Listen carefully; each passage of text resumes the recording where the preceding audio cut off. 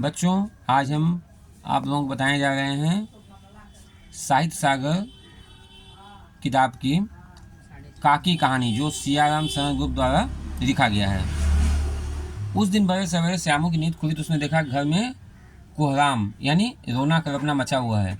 उसकी माँ नीचे से ऊपर तक एक कपड़ा ओढ़े हुए कंबल पर भूमि सहन कर रही है और घर के सब लोग उसे घेर कर बैठे बैठे करुण ढंग से विलाप कर रहे हैं। लोग जब उमा को शमशान ले जाने के लिए उठाकर ले जाने लगे तब श्यामू ने बड़ा उपद्रव मचाया। लोगों के हाथ छूट कर उमा के ऊपर जा गिरा। यानी बच्चा जो अपने स्वभाव के अनुसार अपनी माँ, जिसे वो काकी कहकर पुकारता था, उसे अपने सर्वक नहीं करना चाहता है।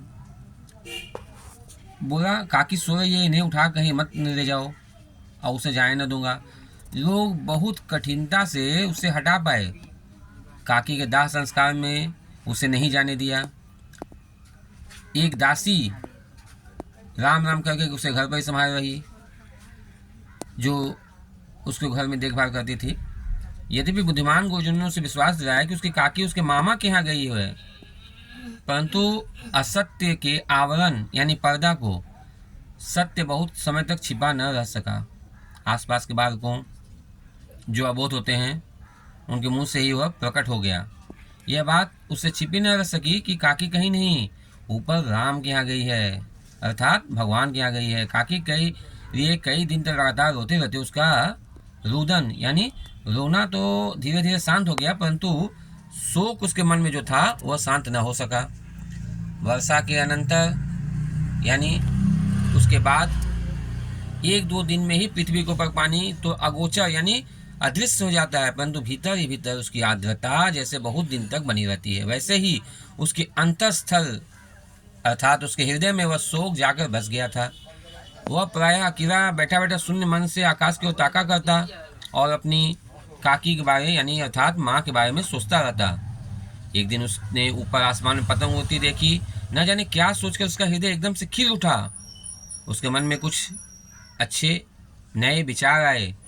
विश्वेश्वर के पास जाकर बोला, अर्थात उसके पिता जिसे वो काका कहकर पुकारता था, बोला, मुझे एक पतंग मंगा दो। पत्नी की मृत्यु के बाद विश्वेश्वर अन्यमनस्क यानी उनका मन कहीं और लगा रहता था। अच्छा, मंगा दूंगा कहकर वे उदास भाव से कहीं और चले गए।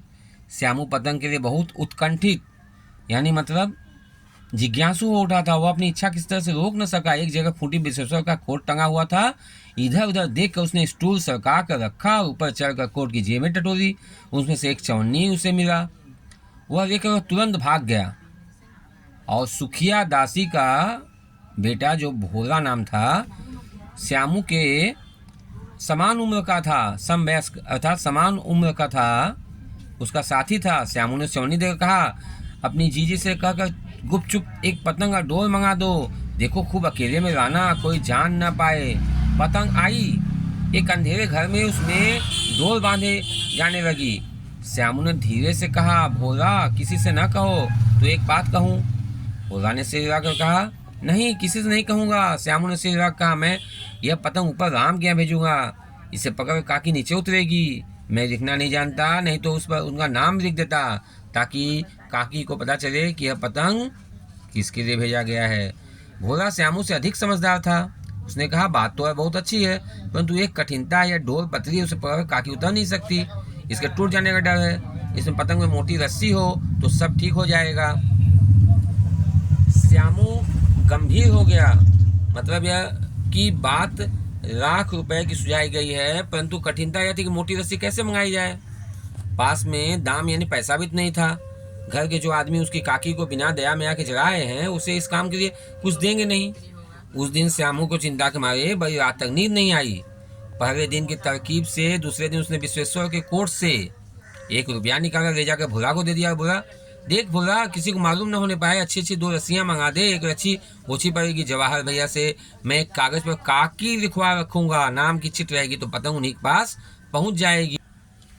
2 घंटे बाद प्रफुल्ल मन से यानी बहुत खुशी से श्यामू और भोला अंधेरी कठरी में बैठे बैठे पतंग में रस्सी बांध रहे थे। अकस्मात यानी अचानक शुभ कार्य में विघ्न की तरह उग्र रूप धारण किए हुए विश्वेश्वर वहां आ घुसे, यानी उसके पिता। भोला और श्यामू को धमका कर बोले, तुमने हमारे कोर्ट से रुपया निकाला है। भोला सकपका कर यानी अचानक से वो डर गया और एक ही डांट में मुखबिर यानी भेद खोलने वाला बन गया। मुखबिर यानी जो भेद खोलने वाला होता है उसे कहा जाता है। बोला, श्यामू भैया ने रस्सी और पतंग बनाने के लिए निकाला था। विश्वेश्वर ने श्यामू को 2 तमाचे जड़ कर मारे। चोरी सीख कर जेल जाएगा, यही सीख रहा है, यही उसने कहा। जैसे ही अच्छा तुझे आज अच्छी तरह समझाता हूँ, यह कर फिर तमाचे जड़ कान मरने के बाद पतंग फाड़ डाली।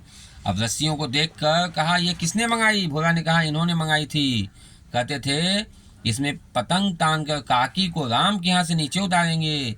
विश्वेश्वर यह बात सुनकर हत बुद्धि यानी कुछ सोच पाने की अवस्था में नहीं रहे और वहीं खड़े खड़े रह गए। उन्हें फटी हुई पतंग उठाकर देखी, उस पर चिपके हुए कागज़ पर लिखा हुआ था काकी, अर्थात उन्हें बहुत सदमा लगा और वे बच्चे की मन की बात को नहीं समझ पाए थे और अनजाने में उसके पतंग को फाड़ दिया और उसे सजा दी।